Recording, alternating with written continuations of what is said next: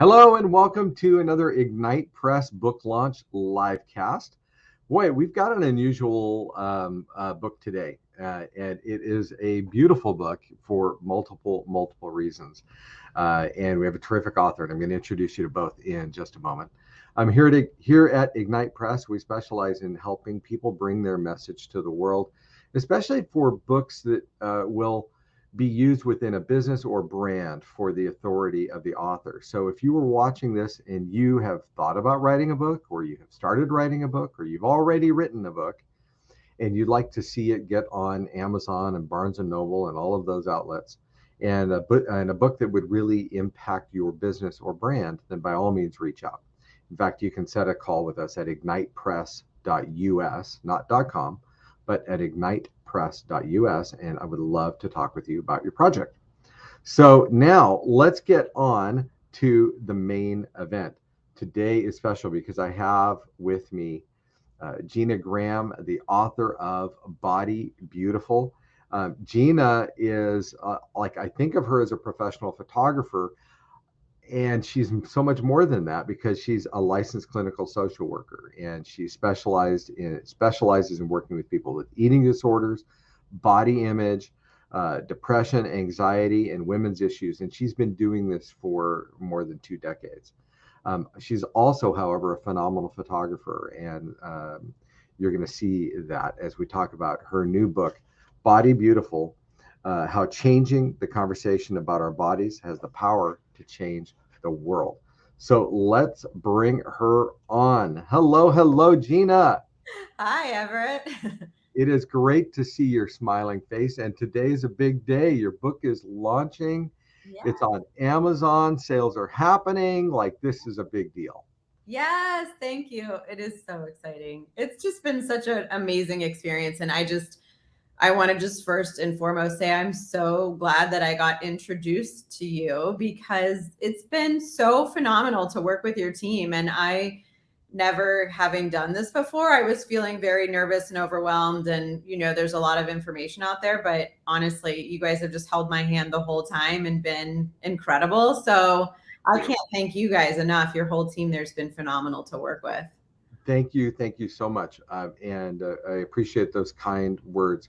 I'm grateful that Cindy Chosick introduced us. Yeah. Shout out to her, a great ghostwriter and content editor. And Yes. so super cool. Now, by the way, if you're watching this live cast, feel free to, in the comments, add a hi, a hello, hey, I just got your book, or ask a question or share a comment, and I can bring that up on the screen and we can talk about it. So please do that. Okay, Gina. So let's do this first. Tell everybody more about you. Like, how are you? Who are you, and how did you get here? Okay. Yeah. I mean, I am a licensed clinical social worker. I actually have been in the field of specifically working with eating disorders and body image and women's issues for, almost 20 years. And, what's been interesting about working on this particular project in this book is that for the first time, really, I'm kind of being a little bit more open and sharing some of my own story and how I came to be in such a specialized niche within mental health myself. But in kind of doing a lot of that work, once I started to have kids and have a family, I at one time was kind of stepping down a little bit of my clinical work and kind of focusing on being home with 2 kids, and kind of really reinvigorated a passion and a love for photography. So I had a couple of years where I was really delving deeply into portraiture photography, and kind of starting a little side hustle there, and really loving the elements of kind of looking at portraiture and kind of telling a story through capturing an image of someone. And so because of the nature of the struggle for a lot of my clients with their body image and their self-esteem, I kind of found at one point that it was sort of this natural kind of way to marry the two passions that I had, to kind of explore how portraiture could almost be healing and helpful for someone who was maybe struggling to see themselves in a way that they felt proud of or they felt good in their bodies. And so I just kind of started doing more of that over time. And I think that's when, things really started to take off in terms of seeing how I could use a portrait to kind of help heal some things within someone, whether it was cultural messages that they had received or self-doubt or specific things that had happened over the course of their lifetime that had impacted their relationship with their bodies. So this book was just kind of a natural extension of that for me, really. Really incredible. And I think about the impact that you're making, marrying these two superpowers that you have, that of counseling and social work with photography. And you've just taken beautiful photography. Your book is beautiful, and I remember some of the discussions we had and just trying to figure out like what was this cover image going to look like, Yeah. and some of the images inside. And I definitely want to share some of those images. Tell me first, though, what was the your inspiration behind this particular book, and what you really want to see happen with it in the lives of your clients, in the lives of people who just get the book. Like, what? Let's get into that. Sure, sure. Yeah. And first I just want to say, that the cover is actually something that I'm so excited about because an incredible friend of mine who is a beautiful artist designed the cover of this book. So it's really just so special to me. There have been some really interesting conversations that we've all had together about kind of figuring out the imagery and how to speak to people. But I think, one of the things that has struck me, actually, there's two things I think that I've always. Let's give Julie Chen. Let's call her out because Yes. Did I not say her name? Sorry, Julie Chen. Great job, Julie. Julie Chen is like the wind beneath all of the wings of this book. And Julie was actually the first person that I told on the planet about this book. And so huge shout out to Julie, because I told her from the get-go as we were meeting and walking our dogs in the park one day that I was not going to even start this project unless she agreed to design it before I even started. So thankfully she did. She's such a great friend. And she's wildly, incredibly talented. So I'm so grateful for her hard work. But yeah, I think that, there's two things that have always kind of struck me. I think the first is just how it's always seemed really common and obvious to me how much girls and women struggle in our culture with their body image. I think, there are a lot of reasons for that, but I think, most people can kind of readily understand and identify, yeah, I can see how cultural messages and social media and diet culture and sort of these pressures that we've put on girls and women really for centuries about the importance of their appearance and their body and their weight, how that's really impacted, most girls and women on some level at some point in their lifespan. And so I really kind of have always felt like this is a pretty universal phenomenon in the experience of being a woman in our culture. And the other thing that has always struck me and stood out to me is how when I've worked with so many of these girls and women over all of these years, it's always so obvious to me what their talents and their gifts and their strengths are. And they are always across the board, universally bright and talented and have so many gifts and things to share. And they really struggle to do that and to see that and to express that because they're so busy kind of, eating up bandwidth in their energy and in their minds about, kind of how they look or what their bodies look like or what they're unhappy with about their bodies. And so I've always kind of been struck by how much different the world could potentially be if girls and women would kind of wake up and not be spending so much time obsessing about those things and instead be thinking about what they're good at or what they know they love to do or how to express their passions or their gifts in the world in a meaningful or in a fun or in a creative way. And I just time and time again have been a part of or overheard just endless conversations, not even in my therapy practice, but just in the world around me about how girls and women are sort of chattering and talking quite a lot about their bodies and most specifically about what they don't like about them or what they're uncomfortable with. Brene Brown, who is a famous author about shame and vulnerability, and she's a brilliant researcher, talks in a lot of her work about how the number one area of shame for girls and women is about their bodies and the way that they look. And so, I just kind of started to get curious about how can we start to turn the tide on that a little bit. I think especially right now in the light of all of the things happening in the world, and the need for everyone to kind of think about what maybe they could share or contribute to sort of help us collectively rise up and move through some of the things that are actually quite turbulent and difficult right now. Okay, so that's really interesting because people talk a lot about the gender wage gaps Yeah. between genders, and there's some controversy exist about, okay, if there is such a gap, why does it exist, right? What are the factors that bring it about? And of course, it's very tempting to point to, oh, it's sexism and stuff like that, but you just made me also wonder, is some of it also because of the bandwidth issue you just described? You like, if if so much of a person's bandwidth is being consumed with talking about things they don't like about their body, or even, what about this cosmetic or this hair thing or this whatever, Mm-hmm. does that have some impact on their professional life in addition to the personal life? You talk about the body image, uh, Yeah. but just the consuming of bandwidth, and I Yeah. know it's like my wife and my daughter, sometimes they'll be talking about, oh, this foundation or this whatever, and Sure. I also know that to some extent that's like a hobby, like Sure. it's, Sure. but it can be so much more than a hobby, right? And that's what Sure. what some of the things you deal with. I'm glad you brought up the thing about the conversations, because we were talking in our office about how you, in your book, you mentioned how even just overhearing people walking by, or conversations in the mall or the store or the whatever, and you hear blah blah blah. Yeah, I just don't like my chicken wings or whatever. Mhm. And you're like, wow, what a difference that is. And I think you posed the question: if you were overhearing guys talking, is that what they'd be talking about?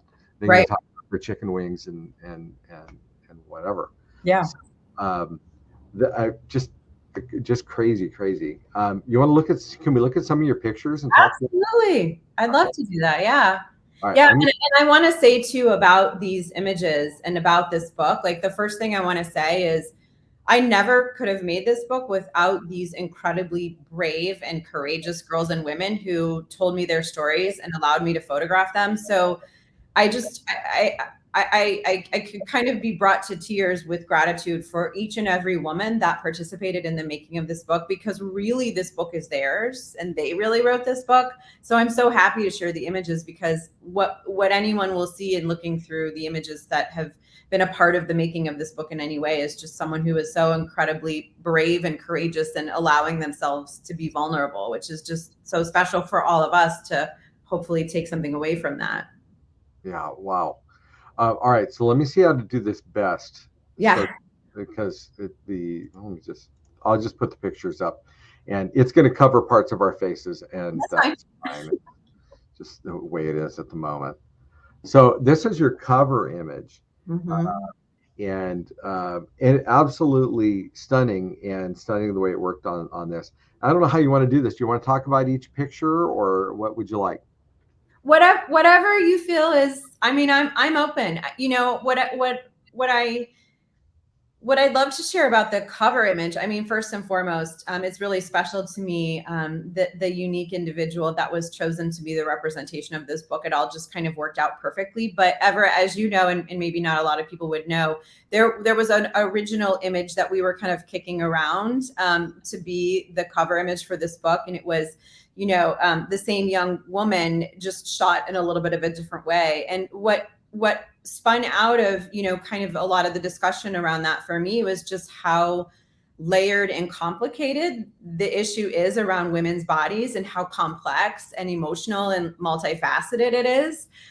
So we did end up reshooting the cover, to make it really, I think, accessible to everyone, and not portray any messages that someone might take away that aren't the intended messaging of the book. And I'm actually really, really happy and thrilled with how it turned out, and I'm so excited. I love the color version of it, obviously, so I'm so glad to see the color on the front. But yeah, I'm really excited about it. Yeah, so we went with black and white in this, and which in the book, with color on the cover, on the front cover. I'm going to show it that way. There you go. Um, and I love the contrast between it, quite honestly. And I love that. Honestly, I think that the black and white versions are very evocative. I think really cool. All right, so let's go to this one. Mm-hmm. Mm-hmm. Also wonderful. And I think one of the things that, like, you've gone out of your way in your photography and in the message of the book, right? Obviously, to get beyond the whole stereotypical Barbie doll kind of thing, right? Absolutely. In Absolutely. fact, even your author shot, I remember we talked about that, how even your author shot, most of our authors, and this is not any dig on them, but most of our authors are using their professional headshot. That's, it's their best of their best with their best makeup and lighting and hair and everything Mm-hmm. like that. And your author shot is like just real. It's just being real, and that's what I love about your photography is you are real and beautiful, and you're just highlighting people's beauty without artificially doing something. You know, Thank you. Yeah, um, I was recently interviewed on a podcast with another photographer, and we actually delved pretty deeply into this question around, as female photographers, to what degree do we kind of almost need to grapple with this question of how much we're sort of part of kind of the matrix, right? Of, sort of projecting this perfectionistic, overly perfectionistic and idealized sort of way of looking at women in imagery. And what's always really struck me, and especially now with social media, is how sad it makes me that girls and women can't really kind of, get comfortable with the idea of posting a picture of themselves unless they've done some type of like filter to it, or they've added something to it or tweaked it in some way. And certainly I've kind of wrestled with that as a photographer in terms of people paying me for images where the expectation is that they're going to love what they see, but women and girls do struggle with the reality of how they look. And it's been incredibly important for me in my portraiture to not use photoshopping and not use certain tips and tricks to sort of shrink women down or make them look differently than they actually do. And to kind of show them, I mean, that's part of the therapeutic tie-in with some of the girls and women that come to do this work in my office, is to show them what's actually beautiful about their real selves. It's just become increasingly more important for me to kind of look at it from the standpoint of kind of busting through that whole, everything needs to be photoshopped and all the wrinkles and spots need to be removed and all the things. So yeah, and yet, I mean, you're a photographer and you understand the value of post production. right, You right, you understand the value, of course, of lighting and composition and color and all of those things as you're shooting. But yes, you also, so I mean, I'm going to assume that you go back into your best photographs and you're adjusting exposure levels and you're dodging and burning and sure, those kinds of things. But sure, it's that boundary line between what accentuates what's there versus what is fake, right? yes, I mean, yes. is that the, yeah. Yes, absolutely. It's interesting because I think it's almost kind of noticeable, when people kind of see images of themselves that haven't in some ways been tweaked in some way or altered. And definitely as a photographer, I mean, there is an artistry around, making a beautiful image. I think my point is I don't need to change the size and shape of someone's body to make the image beautiful. I don't need to portray them in a way that's not true to how they really are. I definitely, have some things that I think more reflect my voice and my artistry as a photographer that I will do in post, but certainly anything that changes a woman's body, I just refuse to do. And then I ask anyone that I send my photos to please not further alter the image either, because I've had that happen over the years where people will take an image that I send to them and then Oh, post it and they've like totally tweaked themselves in some way that doesn't look natural and doesn't look real and I think sort of diminishes the reality of the beauty of how they naturally are. So okay. Yeah, I tell you, you're just spot on. It's that whole thing of not trying to do plastic surgery through photo editing, Yeah. and that type of thing. And it's funny, you see these news articles in the last few years with these crazy examples of that, right? Where the photoshopping's resulted in, oh, this person's got an extra hand. If you look really carefully, Yeah. you see there's, extra fingers over coming out over here, whatever. Yeah. And um, and the crazy before and after shots. Um, Yeah. I am grateful because I think it's from work, it's through work from people like you that help to make it so that it's like, um, that star shots aren't. You remember star shots when we were in Yeah. high school and college, right? And Yeah. people would go to the mall and there'd be the thing, and it's all super soft lens Yeah. and glowing light around you and whatever. And even now, I feel bad, like realtors have this pressure, Yeah. female realtors eh, feel this pressure to always look like they are in their, I don't know, their 30s or whatever, even when they're in their 50s, and they're using the photo from 20 years ago. And um, it's rough. The pressures must be absolutely brutal. Yeah, and I think what was really important for me too in the writing of this book, and I hope kind of comes through pretty quickly, is the fact that this book is written kind of to really address just the diversity of it. I think, once you get past a certain age, unfortunately in our culture, whether that's kind of like those early tween years, like 9, 10, 11, but once you get past a certain age, I think, the likelihood is that girls and women are going to continue to struggle with their bodies and their changing bodies through the lifespan. And I really wanted to tell that story because I think in treating eating disorders or talking about body image, it can kind of be this common myth or misconception that it's only, young, white, privileged teenage girls that struggle with body image because they're looking at too much social media. And that is just simply not true.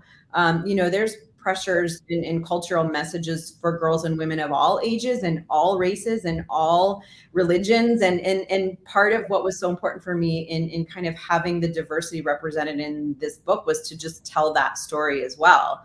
I've collected so many stories of women in their 50s and 60s and 70s who still think about their bodies in this way that kind of, is sort of this diminished way because their body has changed or they've aged or they just feel like, they don't love, what's happened to their bodies or their skin. And um, I just think it's really important to kind of find a way for us to, try to embrace all of those things that happen as we move through the lifespan as girls and women, and to approach it with a just much more self-accepting and self-loving and just graceful way. I want to bring up a comment here. So Gerard said, your book is definitely timely in our culture.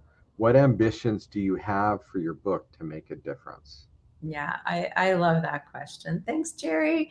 Um, I mean, I could be really honest and grandiose and say like I kind of want to start a movement.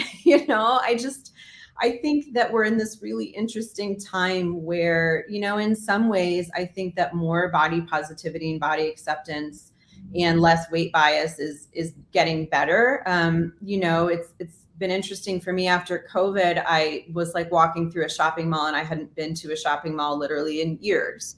And I just noticed that all of the signage and the marketing had so much more diversity, and had so many more different body types that were being celebrated. 2 weeks ago, I went by a Victoria's Secret and the main ad campaign featured a plus size woman. Even the mannequins that you will see in shops now have a variety of body types. So I do think that we are starting to get somewhere with it. And social media, as often as that can be a part of the problem and can be much maligned in a lot of this, there is a lot of redeeming content about body positivity and health at every size and all of these things, but I still do think we have a ways to go, right? Like in so many things that we're kind of sitting with culturally right now there, especially for women, I think it's sort of this idea of like, yeah, but we still have a ways to go. And so my hope is that this book is just really kind of a part of that conversation, really. I mean, I think, I was pretty intentional about not writing like a book that gives you all of the like data and facts and answers and reasons. And, I think my goal in writing this book was just to tell stories and just to kind of share what girls and women are actually experiencing and actually saying, so that someone could read this book and say, how do I relate? Or how does someone that I love maybe relate? Does my teenage daughter, maybe like relate to the teenage story in this book? Or, as my body's changing and going through the lifespan, am I still struggling in areas where I could maybe, just be a little bit more mindful about the way that I'm talking about myself, or the way that I'm treating myself, or the way that I'm talking with my other female friends. So I think the hope is in this book is just really about stimulating conversation and thought, and it would be really cool if this book can kind of bridge the gap for, mothers that have daughters that maybe are struggling in some way and they just don't know how to start those conversations because it can be so hard. Mm-hmm. I think that your subtitle to your book says it all, and that is how changing the conversation about our bodies has the power to change the world. And I applaud the goal. Right? Is let's change the conversation, because I mean it needs to be, and at the same time, it is great. We are, yes, you're right. We're seeing progress, Yeah. right? Seeing Yeah.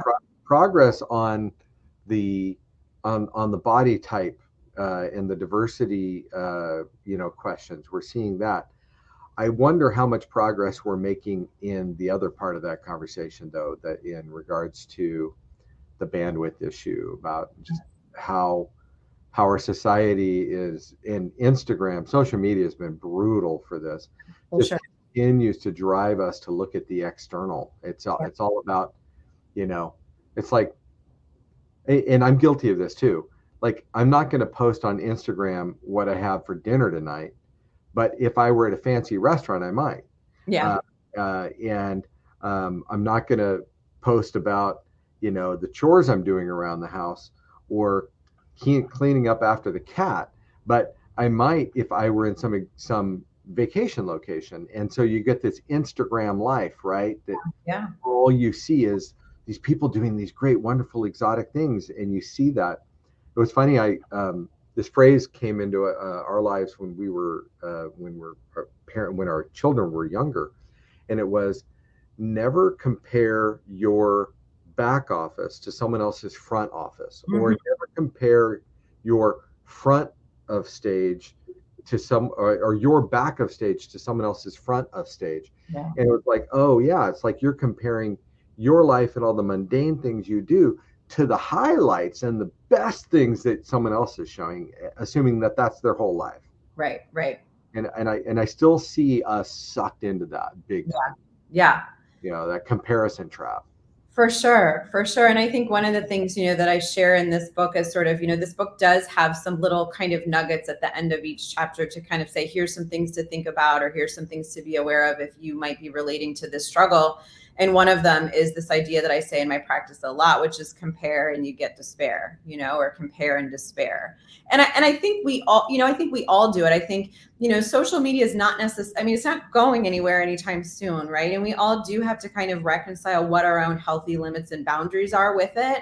And I mean, I'm guilty of it too. Like the things, as an artist that inspire me are things like music and travel and, just things that to me sort of visually look or seem beautiful, or that kind of light a little spark inside of me. And so it could be really easy for someone to look at my, Instagram stories and say, oh, well, that's just Gina's highlight reel. And I'm not, sharing, all of the mundane or, the difficult things of life or whatever. And I do think that some people on social media are definitely trying to create an atmosphere of more authentic vulnerability.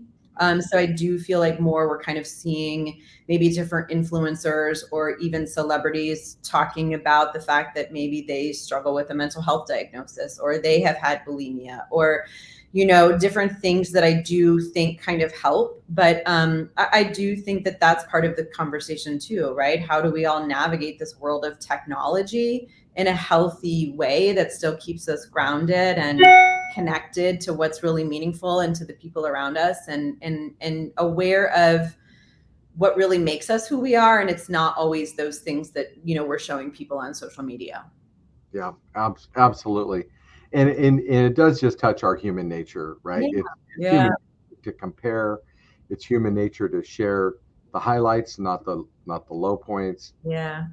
And social media just feeds on that and like magnifies it, right? It's like Sure. amazing. For sure. Well, Gina, thank you so much for joining us today, and thanks for giving us an opportunity to be part of this phenomenal book. I'm going to tell people about it one more time, and then I'm going to sign us off. Okay, Gina. Okay.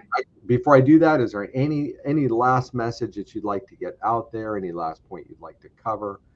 I don't want to leave this without giving you the last word. Yeah, no, I just want to say I'm so incredibly grateful for all of the support. I mean, it's kind of blown me away. I'm sitting here today just feeling incredibly blessed and just really grateful. And as all of the comments have come along the bottom of people that have joined on even today or shared this, I'm just so grateful. And it's been a really beautiful experience for me to be a part of this. And I could not have done it honestly without you guys. So I'm just so grateful for your whole team and the opportunity to just share what I'm doing in the hopes that it's helpful. Well, we've loved working with you on the project, and we're just so excited to see it out there in the wild. Yes, Other people are congratulating you as well, by the way. I see all of these beautiful comments coming. Thank you. Oh, yeah. Chris pointed out, she goes, I wonder what it's like to be photographed by you. Your book makes everyone seem so comfortable. And that is so true. Really, really wonderful. All right. Yeah. So let me pull this up one more time and tell everyone where they can get your book. That Body Beautiful is available on Amazon today. You can pick up the paperback version. You can also grab the Kindle, which is at a special price right now of $2.99. That will not last, but definitely pick that up and reach out to us if we can ever be a resource for you in regards to publishing your book. Thanks again for joining us on this live cast. Just another congratulations to Gina and this great accomplishment. Take care and God bless.